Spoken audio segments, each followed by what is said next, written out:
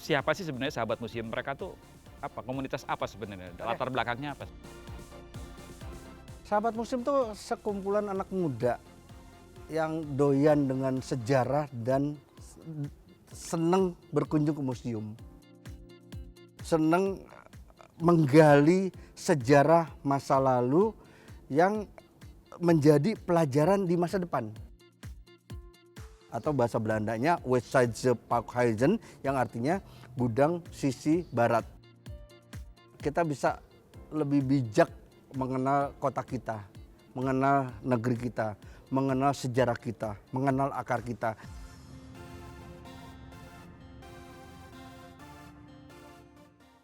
Selamat siang audiens Intisari sekalian.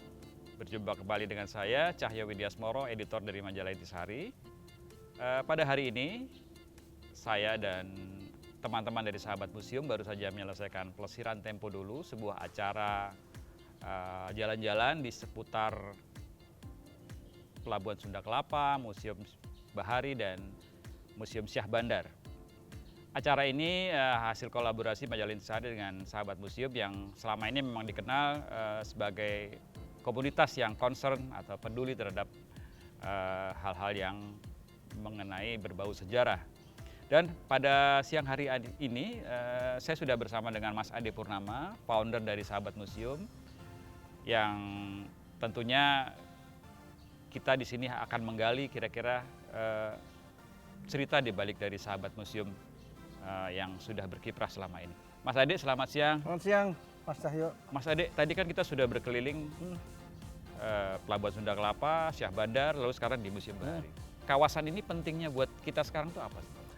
Itu penting sekali ya, karena berhubungan dengan sejarah Jakarta dan kita, apakah itu warga Jakarta atau warga Indonesia lainnya, kota-kota lainnya, itu ini merupakan cikal bakal kolonialisasi di zaman VOC dulu berjaya, tepatnya tahun 1619 gitu. Jadi kita berkunjung ke lokasi-lokasi yang mempunyai peran penting perusahaan dagang VOC dalam mengumpulkan hasil bumi yang didapatkan dari Kepulauan Nusantara, dan mereka menyimpannya di gudang-gudang ini. Nah, kebetulan sekarang tempat kita duduk ini bernama Museum Bahari atau bahasa Belandanya Westside Pakhuizen yang artinya gudang sisi barat.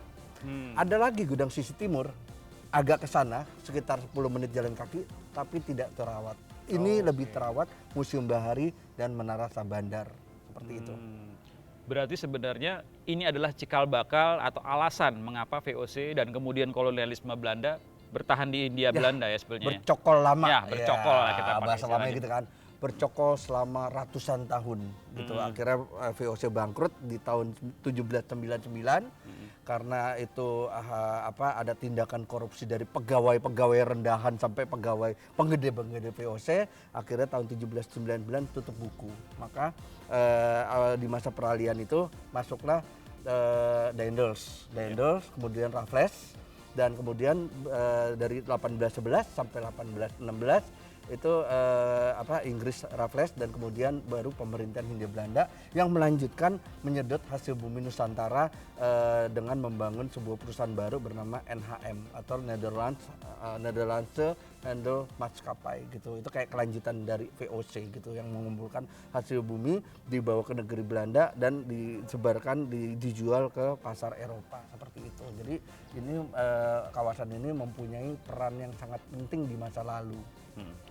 Buat kita nih generasi muda, pentingnya kita mengenal kawasan ini kenapa sih sebenarnya?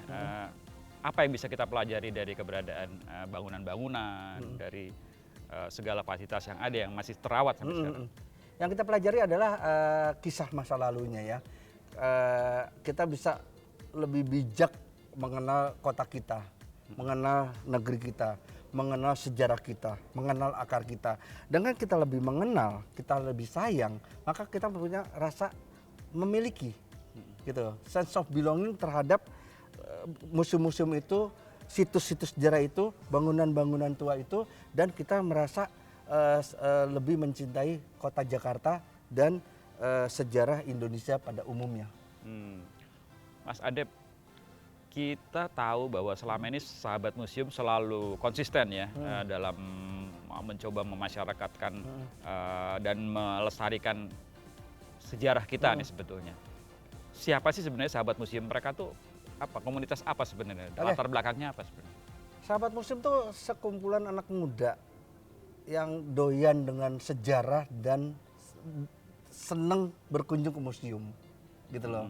Seneng menggali sejarah masa lalu yang menjadi pelajaran di masa depan, gitu. Kayak seperti kami ketika memberikan penjelasan kepada para peserta, kami menjelaskan dengan bahasa populer, gitu. Kenapa ada tanam paksa, gitu? Itu kan akibat dari Perang Jawa, Perang Diponegoro tahun 1825 sampai 1830. Dan kenapa akhirnya hasil bumi yang di komoditas dagang yang diprioritaskan Belanda itu akhirnya teh, kopi, gula, kina, tembakau, gitu.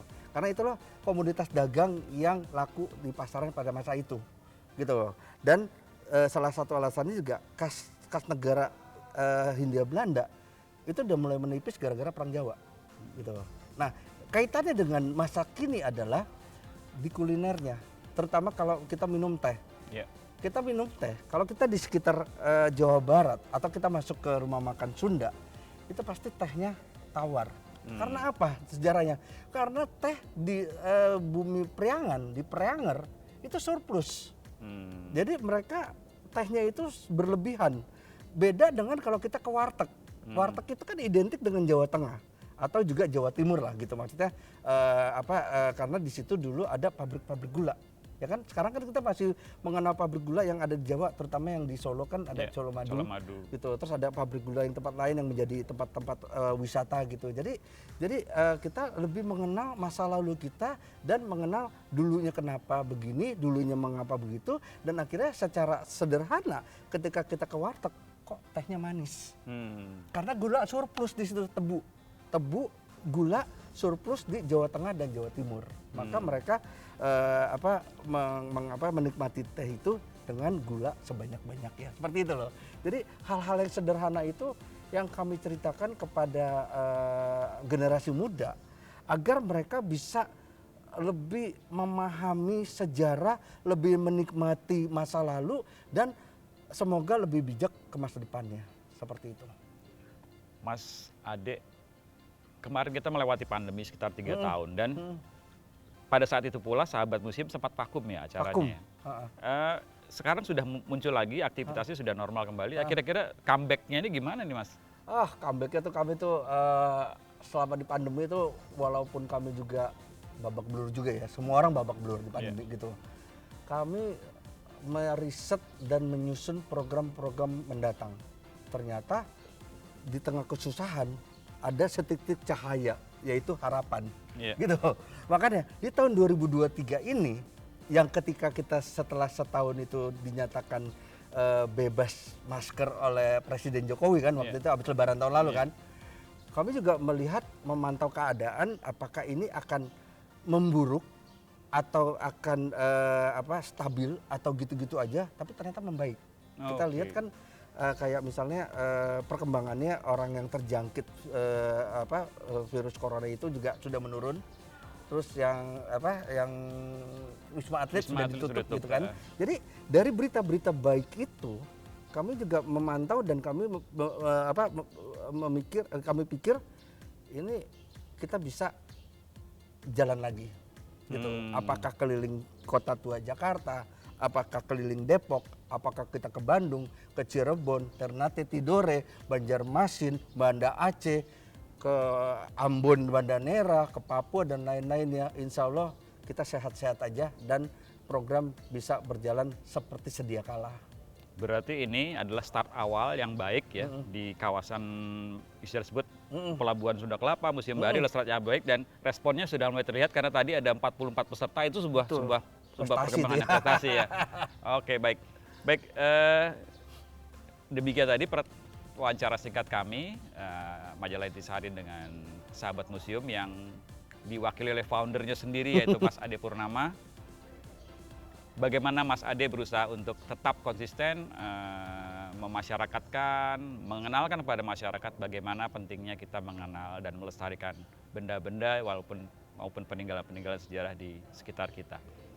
Demikian wawancara kami, saya Cahyo Widiasmoro, terima kasih Mas Ade Purnama, Ya, dan sama-sama. kita bertemu kembali di lain kesempatan.